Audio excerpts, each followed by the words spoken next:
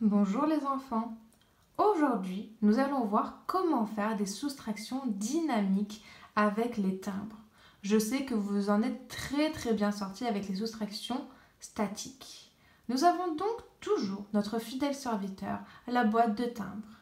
Et tous ces timbres représentent ces valeurs. Notre unité, notre dizaine, notre centaine et notre millier. Aujourd'hui, nous allons commencer par cette soustraction. 63 moins 35. Alors, vous vous souvenez, on commence toujours par composer le nombre du dessus, celui auquel on soustrait une somme. Ici, c'est 63, composé de 3 unités et 6 dizaines. Alors, 3, 1, 2 et 3. 3 unités. Et il nous faut maintenant 6 dizaines. 1, 2, 3, 4, 5, et attention, la dernière, 6. 6 dizaines. Nous avons face à nous 60. Et il faut que nous enlevions 35. Je dois donc enlever 5 unités ici. Mais j'ai un problème. Je n'en ai que 3. Eh bien, nous allons devoir faire un échange. Je vais prendre une dizaine ici et je vais l'échanger contre 10 unités, exactement, car 10 unités sont égales à une dizaine. Alors, je compte. 1, 2, 3, 4, 5, 6, 7, 8, attention, on y est presque, 9 et 10. J'ai bien mis 10 unités en échange de ma dizaine. Maintenant, je peux la ranger. Et maintenant, j'ai assez d'unités pour pouvoir en enlever 5. Alors, je compte 1, 2, 3, 4, 5. Et je les lève. Et maintenant, je dois lever 3 dizaines à mes 6 dizaines. Mais je n'en ai plus que 5 maintenant. Je peux tout de même lever 3 dizaines. 1, 2, 3.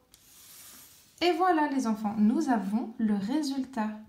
63 moins 35 est égal à 20. 1, 2, 3, 4, 5, 6, 7, 8. 28.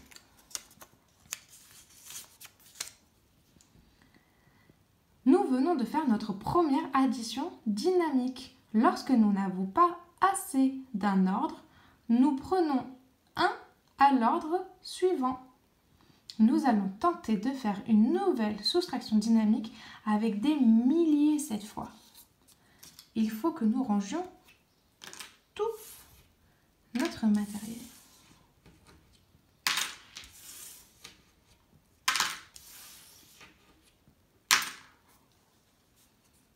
Hop, et nos dizaines. Très bien.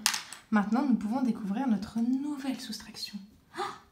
2312 moins 1611.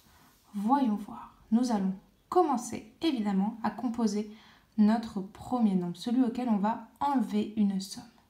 Ici, 2312. Nous commençons par mettre nos 2 unités. Puis, notre dizaine, il nous faut 3 centaines.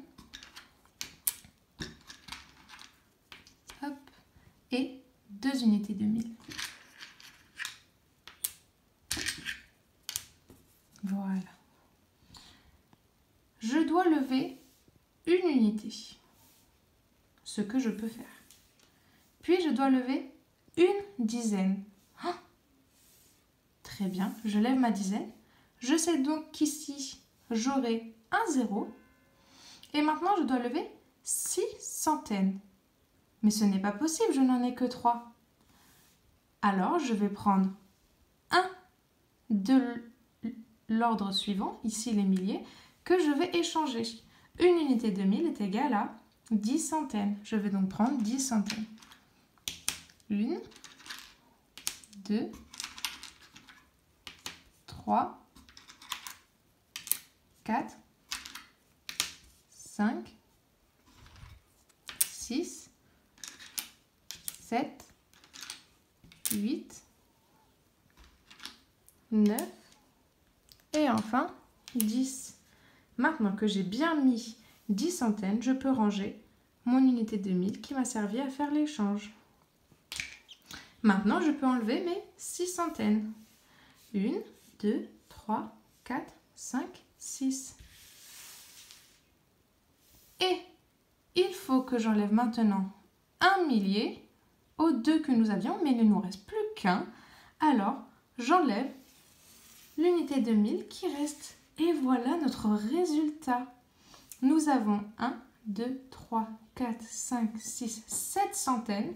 Rien dans les dizaines, donc on sait qu'il y a un zéro. Et une unité, cela nous donne 701. 2312 moins 1611 est égal à 701. Et voilà les enfants, maintenant vous savez faire des soustractions dynamiques et vous savez même comment réagir lorsqu'il n'y a plus rien dans un ordre. Cela signifie qu'il y a un zéro. Je suis sûre que vous allez adorer explorer toutes ces soustractions possibles. Bonne aventure!